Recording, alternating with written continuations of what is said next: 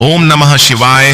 हर हर महादेव। नमस्कार प्रिय भक्तगणों, आजकल आपको हर जगह अमावस्या और पूर्णिमा पर यह खबर सुनने को मिल रही है कि आज सूर्य ग्रहण है और यह सूर्य ग्रहण महाभयंकर सूर्य ग्रहण होने वाला है। ऐसा सूर्य ग्रहण 100 सालों में एक बार लगता है, तो सभी सावधान हो जाएं, खासकर गर्भवती महिलाएं। इस दिन घर से बिल्कुल भी बाहर ना निकले, क्योंकि इस ग्रहण के साथ काफी नकारात्मक चीजें भी आने वाली है। लेकिन आपको घबराने की जरूरत नहीं है, क्योंकि इस सूर्य ग्रहण के बाद 12 राशियों में से कुछ बेहद ही भाग्यशाली राशियां हैं, जिनके ऊपर मां लक्ष्मी की विशेष कृपा होने वाली है और उनके जीवन में आने वाली है अपार खुशियां ही खुशियां। तो प्रिय भक्तगणों, आजकल सोशल मीडिया पर बहुत ही ज्यादा नई नई खबरें सूर्य ग्रहण को लेकर आए दिन वायरल होती रहती है और आप लोग ऐसी फेक खबर सुनकर घबरा जाते हो। विशेषकर गर्भवती महिलाएं ये सुनकर परेशान हो जाती हैं। तो हमारी माताएं बहनें, अब आपको परेशान होने की जरूरत नहीं है, क्योंकि आज की इस विशेष वीडियो में हम बताने जा रहे हैं कि साल 2025 का पहला सूर्य ग्रहण और चंद्र ग्रहण कब लग रहा है और क्या ये ग्रहण भारत में लगेगा, और यदि लगेगा तो क्या सावधानियां आपको रखनी होगी। कौन सा वह ग्रहण है जो इस बार भारत में भी लग रहा है, क्योंकि इनमें से 2 ग्रहण भारत में लगने वाले हैं। जानेंगे ग्रहण लगने का सही दिन व तारीख क्या क्या रहेगी, और साथ ही जानेंगे कि सूतक काल कब से शुरू होकर कब तक चलेगा। इस वीडियो को पूरा देखने के बाद आपको इसकी सटीक जानकारी मिलने जा रही है कि संपूर्ण जानकारी आपको एक ही वीडियो में मिल जाएगी। प्रिय भक्तगणों, हिंदू धर्म में ग्रहण की जानकारी को बहुत ही ज्यादा महत्वपूर्ण माना जाता है। ऐसे में ग्रहण की जानकारी सुनने से पहले कमेंट में हर हर महादेव जरूर लिखिए और वीडियो को लाइक करके हिंदू रिलीजियस टेल्स चैनल को सब्सक्राइब करके बेल आइकन का बटन अवश्य ही दबा लीजिए। प्रिय भक्तगणों, पूर्ण सूर्य ग्रहण तब होता है जब सूरज, चंद्रमा और पृथ्वी के बीच ऐसी स्थिति आ जाती है कि चंद्रमा पूरी तरह से सूर्य का प्रकाश पृथ्वी पर जाने से रोक देता है। चंद्रमा की पूर्ण छाया पृथ्वी पर पड़ती है और अंधेरा छा जाता है। इसे खग्रास यानी पूर्ण सूर्य ग्रहण कहते हैं। सूर्य ग्रहण को कभी नग्न आंखों से नहीं देखना चाहिए, इससे आंखों को नुकसान हो सकता है। ऐसे ग्रहण में हमें सावधानियों का खास तौर पर पालन करना चाहिए। तो सर्वप्रथम इस वीडियो में जानते हैं कि सूर्य ग्रहण के समय हमें क्या नहीं करना चाहिए और क्या करना चाहिए। ये बेहद जरूरी है। अगर ग्रहण काल के समय में अब कुछ ऐसे कार्य हैं जिस कार्य को करने से वंचित रह जाते हैं, तो आपको साल भर पछताना पड़ता है। और कुछ ऐसे का कारण है जिसे अगर आप ग्रहण काल के समय में करते हैं तो साल भर आपकी जिंदगी को बर्बाद भी कर सकते हैं। इसलिए आपको जानना जरूरी है। चलिए जानते हैं। देखिए, सूर्य ग्रहण के समय सिर्फ वृद्ध गर्भवती स्त्री और वृद्ध बुजुर्गों को छोड़कर सभी लोगों को सोना नहीं चाहिए। अगर कोई व्यक्ति ग्रहण के समय में सोता है तो ऐसे व्यक्ति को भयंकर बीमारी होती है। इसलिए मैं आपको सारी जानकारी बता रहा हूं ताकि इन कार्यों को करने से वंचित रहे बच जाए, आपको आगे चलकर के खतरा ना हो। तो प्रिय भक्तगणों, सूर्य ग्रहण के समय कभी भी नहीं सोना चाहिए, क्योंकि जो हमारे सूर्य नारायण भगवान सूर्य देव कहे गए हैं, ऊर्जा का प्रतीक है, और उस समय ग्रहण लगते हैं तो हमारे शरीर में ऊर्जा की जगह में नकारात्मक ऊर्जा प्रवेश कर जाती है। जो व्यक्ति इस समय पर सोते हैं तो ऐसे व्यक्ति फिर जीवन में सोते ही रह जाते हैं। कहने का मतलब है कि ऐसे व्यक्ति की अध्यात्म उन्नति नहीं हो पाती, रोगग्रस्त हो जाते हैं। कई प्रकार के असाध्य बीमारी होती है, इसलिए ग्रहण के समय में सोना नहीं चाहिए। सूर्य ग्रहण के दौरान खाने पीने से भी बचना चाहिए।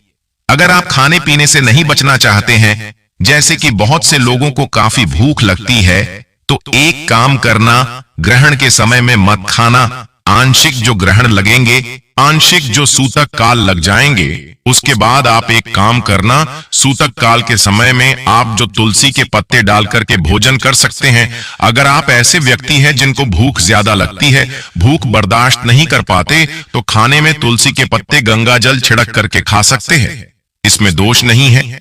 गर्भवती स्त्री को विशेष रूप से ग्रहण के समय में एक ही स्थान पर बैठे रहना चाहिए। आपको इधर उधर नहीं घूमना चाहिए। साथ ही साथ जो व्यक्ति चाहते हैं कि ग्रहण की उनके ऊपर में कोई प्रभाव न पड़े, तो बैठ करके हनुमान चालीसा का पाठ कर सकते हैं। इससे ग्रहण के जो असर होते हैं समाप्त हो जाते हैं, क्योंकि हनुमान जी महाराज जी एक ऐसे देवता है, एक ऐसे भगवान कह गए हैं जो कि राहु के प्रभाव को तीव्र रूप से समाप्त करने वाले कहे गए हैं। रोगी को किसी भी प्रकार से आपको परेशान नहीं होना है। आप जो अवधि ले सकते हैं आप भोजन कर सकते हैं, इसमें संदेह नहीं, क्योंकि देखिए जो रोगी रहते हैं इनके लिए कोई नियम निर्धारित नहीं है। अगर नियम से चलेंगे तो इनकी जान भी जा सकती है। इसलिए आप अवधि के साथ साथ जो तुलसी के पत्ते डाल करके भोजन कर सकते हैं। देखिए अब जो है पहले से घर में अन्न बना करके रखे हैं, तो एक काम जरूर करना, उस अन्न में तुलसी के पत्ते थोड़ा सा गंगा जल डाल करके रख देना। ग्रहण काल के बाद में इस प्रकार के अन्न को खाना नहीं चाहिए, बल्कि इस प्रकार के अन्न को विसर्जित कर देना चाहिए। लेकिन अगर आप जो सूतक काल के बाद खाना बनाना चाहते हैं, खाना खाना चाहते हैं, तो जो अन्न पका करके रखे हैं तो उसमें तुलसी के पत्ते डाल करके गंगा जल डाल करके खा सकते हैं। लेकिन ग्रहण के बाद में अगर आपने अन्न पका करके रखा है तो उस प्रकार के अन्न को नहीं खाना चाहिए। इस प्रकार के अन्न हमारे लिए बर्बादी के कारण लेकर के आते हैं, हमारे जीवन में तबाही लेकर के आते हैं। तो एक काम जरूर करना, इस प्रकार के अन्न को आपको जल में विसर्जित कर देना चाहिए, बहा देना चाहिए। जिन लोगों को विशेष तौर पर तंत्र साधना करनी होती है उनके लिए बहुत ही सुंदर अवसर होता है। ऐसे लोगों को गुरु के द्वारा दिए हुए मंत्रों के जाप जरूर करना चाहिए। देखिए ध्यान से सुनना सूर्य ग्रहण को। जो भगवान ने सूर्य ग्रहण के समय में सूर्य पूजा ही करना चाहिए। आप एक काम जरूर करना सूर्य ग्रहण के समय में, जैसे कि महामृत्युंजय मंत्र है, अगर आप इस मंत्र का जाप करते हैं तो आपका महामृत्युंजय मंत्र सिद्ध हो जाते हैं। या फिर राम मंत्र का जाप कर सकते हैं। बहुत से लोग भगवान शिव जी के मंत्र का जाप करते हैं, भगवान शिव जी के मंत्र का जाप कर सकते, नवार्ण मंत्र का जाप कर सकते हैं। यह जो भी आपसे मंत्र, जो भी देवी देवता पर आप विश्वास रखते हैं, उनके मंत्र को जपना ऐसा माना जाता है। ग्रहण के समय में जो भी मंत्र जपा जाता है उसका पूर्ण रूप से प्रभाव जिस भी देवी देवता को साध्य मानकर जप रहे हैं उन तक आपकी ऊर्जा का प्रभाव तत्काल पहुंचता है। फिर वह आपकी मनोकामना को पूर्ण करते हैं, आप ही के शरीर में ऊर्जा को बढ़ाते हैं। ऐसा माना जाता है ग्रहण के समय में केवल एक बार कोई मंत्र को जप ले, उनके प्रभाव 1000 गुना ज्यादा बढ़ जाते हैं। बहुत से लोग बोलते हैं ना 1.25 लाख के बाद मंत्र सिद्ध होते हैं, तो ग्रहण के समय में केवल आप 1500 बार इस मंत्र को जप कर लेते तो वह मंत्र सिद्ध हो जाते हैं। जिससे 1.25 लाख जपना होता, तो ग्रहण के समय में जो मंत्र को सिद्ध करना चाहते हो वह मंत्र को जप सकते हैं। बहुत ही ज्यादा इसका आश्चर्य के रूप से आपको लाभ मिलेंगे। खासकर ग्रहण के समय में ओम नमः शिवाय हिम या फिर माता रानी के जो बीज मंत्र कहे गए हैं उस बीज मंत्र का जाप कर सकते हैं।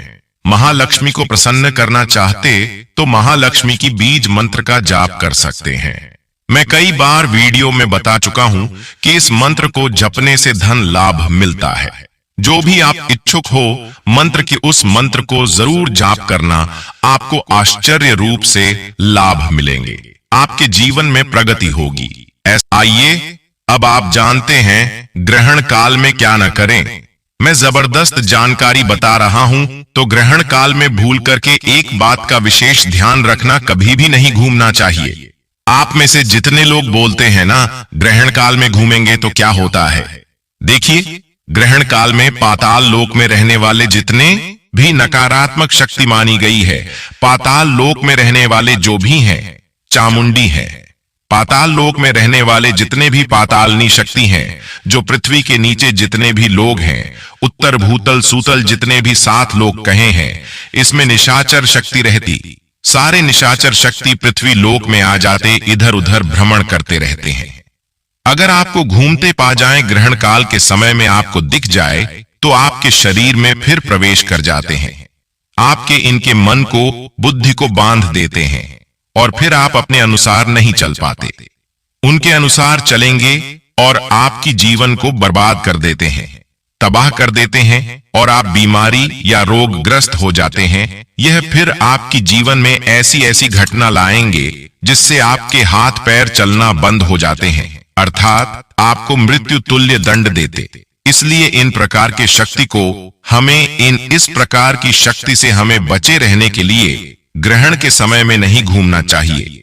खासकर ग्रहण के समय में बहुत ही ज्यादा तंत्र क्रिया भी किया जाता है, इसलिए ग्रहण के समय में भूल करके नहीं घूमना चाहिए। मैं ऐसे छोटे छोटे इसलिए जानकारी बता रहा हूं क्योंकि आसुरी शक्ति ग्रहण काल के समय में ज्यादा विद्यावान रहती है, ज्यादा पावरफुल हो जाती है। यह फिर गायत्री मंत्र का जाप किया जाता है, वहां पर फिर ये ग्रहण के प्रभाव समाप्त हो जाते हैं। उस घर में कदापि ग्रहण का प्रभाव नहीं पड़ता और चाहें तो घर में छोटे छोटे गोबर के टीके लगा सकते हैं। ऐसा माना जाता है गोबर का टीके या फिर गोमूत्र के टीके घर में लगाने से संपूर्ण घर की हिस्से में लगाइए तो यह घर के वास्तु को बचाए रखने का काम करते हैं। ग्रहण के समय में घर में वास्तु को यह कमजोर करने का काम करने, जिससे घर में लोग बीमार पड़ते हैं, बर्बादी आती है, घर को यह तबाह करने का काम करती है। ये छोटी छोटी जानकारी इसलिए बता रहा हूं, ये छोटे छोटे जानकारी हमें जो है बर्बादी होने से, हमारे अध्याय उन्नति करने से काफी बचाते हैं। चलिए अब जान लेते हैं ग्रहण के सूतक काल के बारे में और फिर जानेंगे गर्भवती स्त्रियों को क्या सावधानियां बरतनी चाहिए। दोस्तों, पूर्ण सूर्य ग्रहण लगने से ठीक 12 घंटे पहले सूतक काल शुरू हो जाता है। सूतक काल शुरू होने के बाद देश भर के तमाम मंदिरों के कपाट बंद कर दिए जाते हैं और इस दौरान सभी प्रकार के शुभ कार्यों की मनाही होती है। इस दौरान मंदिरों में भी प्रवेश वर्जित माना गया है। ऐसे में अगर आपको ग्रहण का सही समय पता है तो आप उसमें से 12 घंटे घटाकर के सूतक काल का समय निकाल सकते हैं। प्रिय भक्त गणों, साल 2025 में पहला सूर्य ग्रहण कब लगने जा रहा है, क्या है ग्रहण भारत में दिखाई देगा और 2025 में कब कब सूर्य ग्रहण और चंद्र ग्रहण होने सही समय क्या होगा, आइए जानते हैं। लेकिन उससे पहले अभी तक आपने वीडियो को लाइक नहीं किया तो वीडियो को लाइक करके चैनल को सब्सक्राइब अवश्य कर लीजिए। आइए जानते हैं साल 2025 में ग्रहण की शुरुआत मार्च महीने से होने जा रही है। सबसे पहला ग्रहण 14 मार्च को एक पूर्ण चंद्र ग्रहण के रूप में लगने जा रहा है। आपको बता दें कि 14 मार्च को होलिका दहन है। ऐसे में यह जानना बहुत ही ज्यादा महत्वपूर्ण हो जाता है कि क्या 14 मार्च का ग्रहण भारत में लगेगा। तो चलिए इस विषय पर बात करते हैं। सबसे पहले आपको 14 मार्च के ग्रहण के सही समय के विषय में बताते हैं। दोस्तों, 14 मार्च को लगने वाला ग्रहण सुबह 9:27 से शुरू हो रहा है और यह ग्रहण शाम 3:30 तक रहेगा। दोस्तों, यह ग्रहण यूरोप, अमेरिका, अफ्रीका और पैसिफिक में दिखाई देगा। यह ग्रहण भारत में नहीं दिखाई देगा। दोस्तों, इस ग्रहण के महज 15 दिनों के बाद यानी कि 29 मार्च को साल का दूसरा ग्रहण लगेगा, जो कि एक आंशिक सूर्य ग्रहण है और यह ग्रहण दिन में दोपहर 2:20 से शुरू हो जाएगा और यह ग्रहण शाम 6:30 तक चलेगा।